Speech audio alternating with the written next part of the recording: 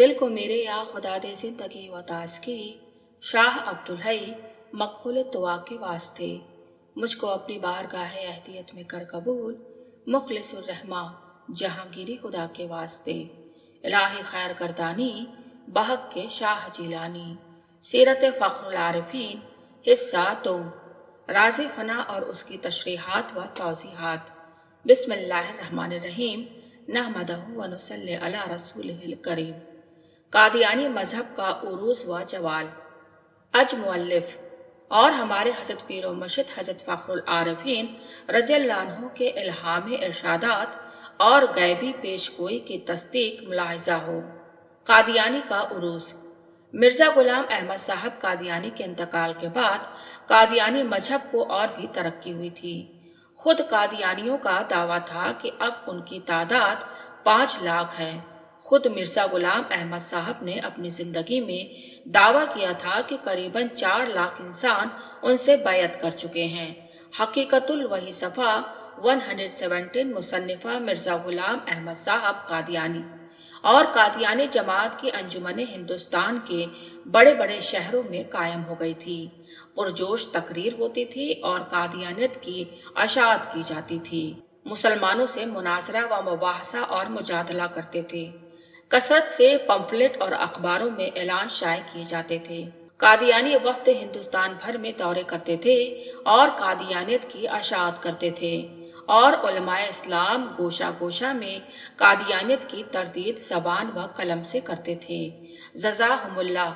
इसके बावजूद कादियानियत का उरूस बढ़ता ही जाता था। इंग्लिस्तान और बर्लिन जर्मनी तक कादियानी मिशन कायम हो गए थे। कुरान मजीद के अंग्रेजी तर्जुमे शाये किए जाते थे, जो तर्जुमे की कादियानी मुअतक़दात सामने रख कर किए जाते थे और इस तरीके से कादियानियत की अशाअत की जाती थी। इन सब बातों का मजमूई असर व नतीजा यह निकलता कि कादियानी मजहब का उरूस होता चला गया। कादियानी तहकीक पर एक वक्त ऐसा गुजरा था कि एक एक दिन में 500-500 और हजार मुसलमानों ने कादियानी मजहब कबूल किया। कादियान के अखबार अल फस्ल ने लिखा था कि 1909 ईस्वी में 4 लाख की जमात मिर्ज़ा गुलाम अहमद को मसीह मऊद मानती थी। अल फस्ल मोरख 26 फरवरी 1924 ईस्वी, जिल्द 11 नंबर 27। खलीफाए कादियान मिर्ज़ा महमूद अहमद साहब ने सब जज गुरदासपुर के इजलास में बयान देते हुए कहा, मैं जमात कादियानी की तादाद अंदाज़न बता सकता हूँ, 4-5 लाख की जमात है। अखबार अल फस्ल कादियान 26 जून 1922 ईस्वी। कादियानियत का तनजुल। यह कादियानियत के उरूस का हाल था। अब तनजुल मुलाहिजा हो कि 16 रबीउल अव्वल आखिर 1335 हिजरी मुताबिक 9 सितंबर 1917 ईस्वी की शब को उनकी कुव्वत मुअस्सिरा खुदा के गजब से हलाक कर दी गई। उसी दिन से उनके मजहब का तनजुल शुरू हुआ। कादियानी ख्वाह लाहौरी जमात से ताल्लुक रखते हो या मरकज़ कादियान से, दोनों का जोशो खरोश ठंडा पड़ चुका है। फिर तमाम मशकूरा बातें मफकूद हैं। अब तो ये लोग लकीर के फकीर हैं।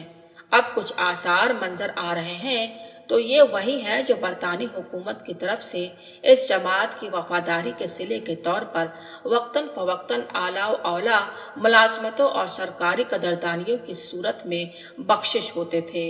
वाज़ेह हो कि कादियानी इस पिंदार और इस गलतफहमी में मुब्तला थे कि हमारी तादाद 4-5 लाख है, बढ़कर और ज्यादा हो गई होगी। लिहाजा कादियानी जमात ने 1931 की मर्दमशुमारी में इस्लामी जमात से अपना जुदागाना इंदराज कराया ताकि आवाम पर अपनी तरक्की का असर डाला जाए। सिर्फ 75,000 निकले, मगर खुदा के फजल से कादियानियों को अपने इरादे और मंसूबे में शिकस्त का मुंह देखना पड़ा। 1931 ईस्वी को मर्दमशुमारी की रिपोर्ट में कादियानियों की कुल तादाद 75,000 निकली। किताब कादियानी मजहब मुसन्निफा जनाब प्रोफेसर मोहम्मद इलियास बरनी साहब, सफ़हा 304 बहवाला अखबार अल फस्ल कादियान 21 जून 1932 ईस्वी।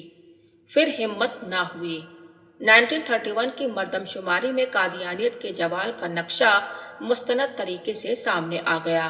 1941 کی مردم شماری میں اپنا جدا گانا اندراج کرانے کی ہمت نہ ہوئی اور عام مسلمانوں کے جمن میں قادیانیوں نے اپنا اندراج کاغذات مردم شماری سرکاری میں کرایا تاکہ پردہ ڈھکا رہے اور بھی چوال ہوگا۔ بس راز فنا میں ہمارے حضرت قبلہ فخر العارفین نے جو ارشاد فرمایا تھا وہ حق ثابت ہوا، حرف بحرف پورا ہوا اور تمام و کمال پورا ہو کر رہے گا۔ قادیانی مذہب کا آئندہ اور بھی چوال ہوگا۔ وما ذالک علی اللہ بعزیز، اور یہ اللہ کے لیے کچھ مشکل نہیں۔ آپ کا ارشاد ہے کہ مرزا صاحب کے انتقال کے بعد قادیانی مذہب نے ترقی کی تھی کیونکہ ان کی قوت مؤثرہ باقی تھی۔ 1335 ہجری کے اول چند مہینوں کے بعد سے ترقی ختم ہو کر تنزل شروع ہو گیا کیونکہ خدا کے غضب سے وہ قوت مؤثرہ ہلاک کر دی گئی جو قلوب دلوں کو کشش کرتی تھی۔ اب اللہ سبحانہ و تعالیٰ ہی کو معلوم ہے کہ تنزل کہاں تک پہنچے گا۔ درخت جڑ سے کاٹ ڈالا گیا ہے۔ قادیانی مذہب کے متعلق آپ کا دوسرا ارشاد یہ ہوا تھا کہ پیپل کا درخت اگر جڑ سے کاٹ دیا جائے تو اس کے خشک سوکھا ہونے میں دیر لگتی ہے۔ اسی طرح سمجھو کہ مرزا صاحب کی وہ قوت مؤثرہ جس سے ان کے مذہب کو ان کی زندگی میں اور ان کے بعد ترقی ہوئی تھی خدا کے غضب سے ہلاک کر دی گئی، جڑ کٹ گئی اور اب یہ درخت رفتہ رفتہ خشک ہو جائے گا انشاءاللہ تعالی۔